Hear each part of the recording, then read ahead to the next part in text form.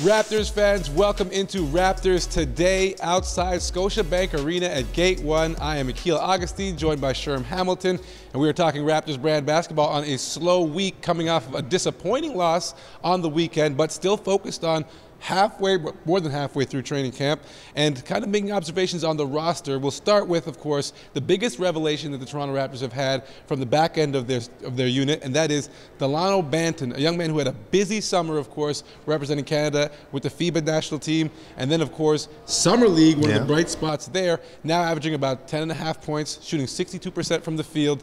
Banton making a name for himself, although not guaranteed, but kind of guaranteeing himself a slot somewhere on this Raptors roster. Well, he's doing a good job really making an impression on the coaching staff and making plays on the floor. And when you're doing that, you have to show improvement. And you talked about his resume over the summer. He played a lot of basketball, put a lot of time in, put a lot of work in. And now we're seeing the fruits of that labor, and he's been very, very effective in the preseason, especially at getting to the basket. We know how long he is. He's kind of unorthodox with his movement, so he throws defenders off, but he's getting to the rim. His shot still needs some work, which all young players can use work on their shots, but you can see improvement there as well. Defensively, he's extremely active, and you know, you're talking about a young man who has a knack for rebounding the basketball. And I like the fact that even on the offensive glass, the defensive balance is there, allowing him to be that guy in the preseason to take those opportunities. So he's doing a good job. He's taking advantage of his opportunities, and he's going to make it interesting for Nick Nurse in terms of the rotation. Yeah, very complimentary about Dalano Banton was Fred VanVleet recently in some post-practice and post-game comments. Nick Nurse has been gushing about the things that he can do for the roster, but other members of that unit that's unguaranteed still need to make a name for themselves. There are guys out there who kind of struggled in their minutes and some guys who've excelled. So let's talk about that list of players.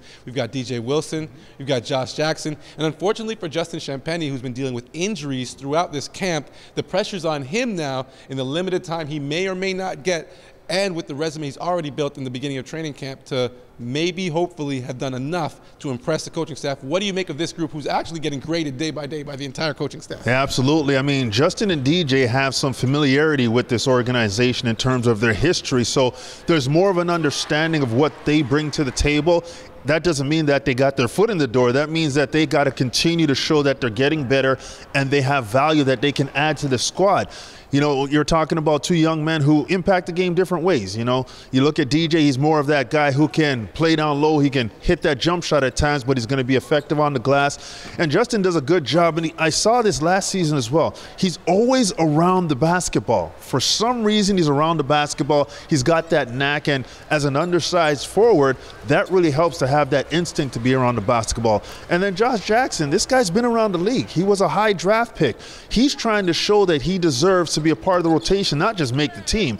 And I think he's done a good job early in the preseason of showing his effectiveness in terms of getting to the glass, making good decisions, but also he's another guy who's going to have to shoot the ball well to make this roster. So there's a lot of decisions to be made, and I think all three of those guys are going to put their best foot forward for their last game. But remember, it's also happening in these practices as well. They've got a week of practice, so they're going to have to figure out some things during that time. And these young men, not only in the game on Friday, but this week, have a chance to really impress the coaches as well.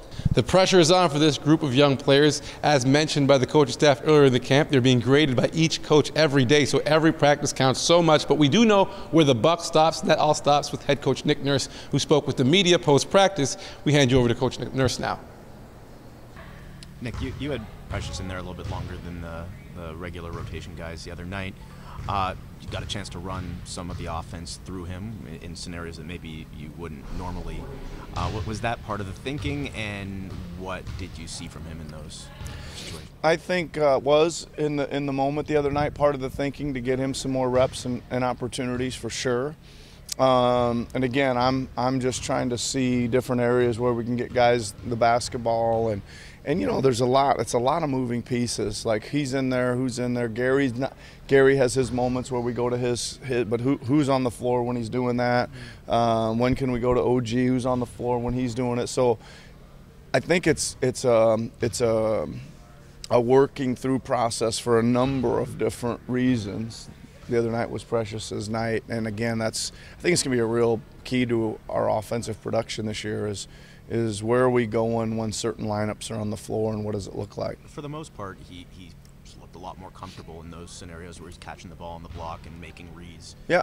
Compared to where he was certainly at this time a year ago. Mm-hmm. Have you seen that difference in him in terms of comfort level? Yeah, I think he's getting himself a little bit more composed, I think you said it, comfortable, and just a little bit more of, he starts fast and blows by, gets in a certain zone, and when the traffic gets heavy, he seems to be getting himself to a slower pace or a tempo where he can make a better decision and maybe make a stronger shot.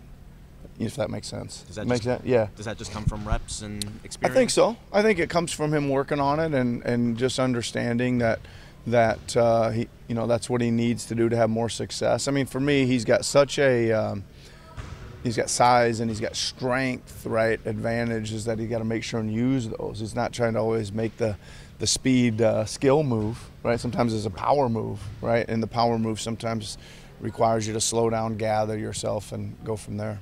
Happy belated Thanksgiving to all you basketball fans out there. Nick Nurse and OG Anunoby doing their best to be a part of the Toronto community as they were out in Shoreham Park, just north of Jane and Finch, handing out about 100 meals to the community in need out there. And, of course, got to give a big up to our guy, Jamal. Always doing things for the community. Yeah, big things, too. Yeah, big shout out to the big cat who's always in the community serving. But let's talk about someone else who is serving in a different way.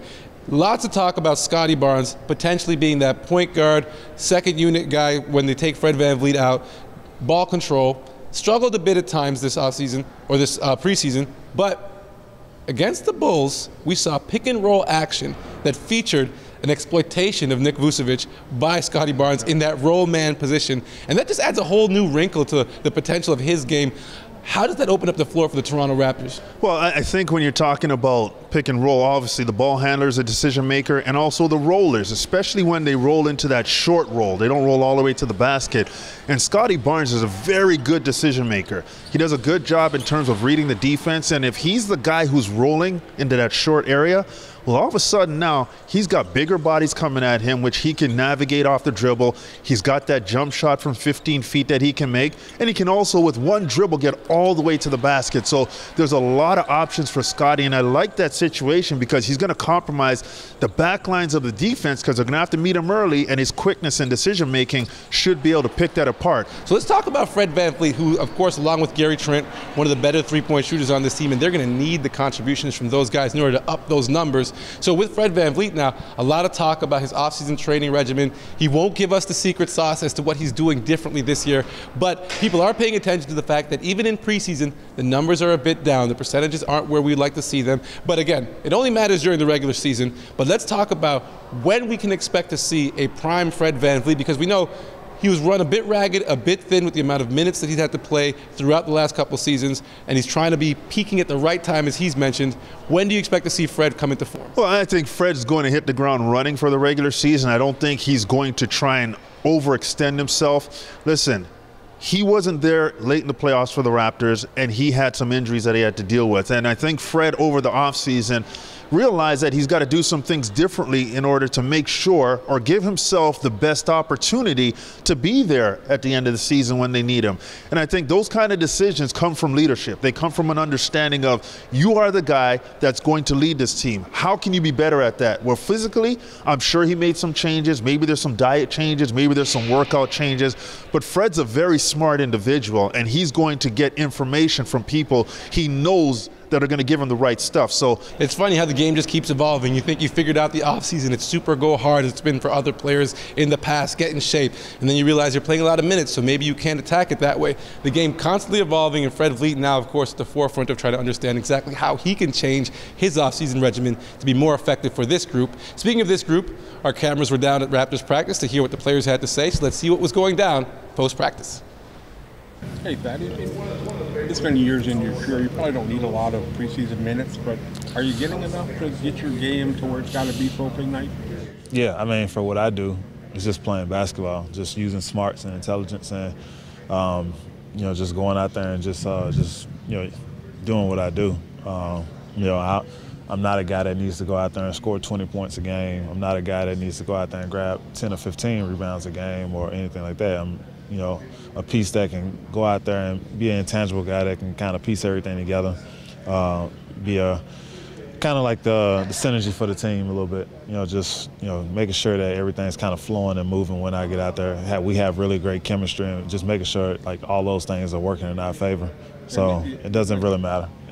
How was the meeting? You guys learn anything interesting? Yeah, of course. You know, learn, you know, how to work the angles. I wish there's a way they could tell us how to make the refs give us more fouls, but that's not working. I saw you out there with Monty. Yeah. The guy who's in charge of it all. Is that how beneficial is that? I mean, talk to the guy that's talking to the refs. I mean, it's just like I said, it's educational. So that way you learn the rules and you know what you're talking about when you're talking to the refs. You know, if something happens, you're not just talking from a standpoint of, you know, just emotion. Like you actually know what it should be. So it's good to talk to someone like that that's done it for so long. You know, he's in charge. He's the one telling them essentially what to, you know, call and all that kind of stuff. And it's like, you know, you learn from him. He's telling them the same thing, and then you can hold them accountable based on what he tells them.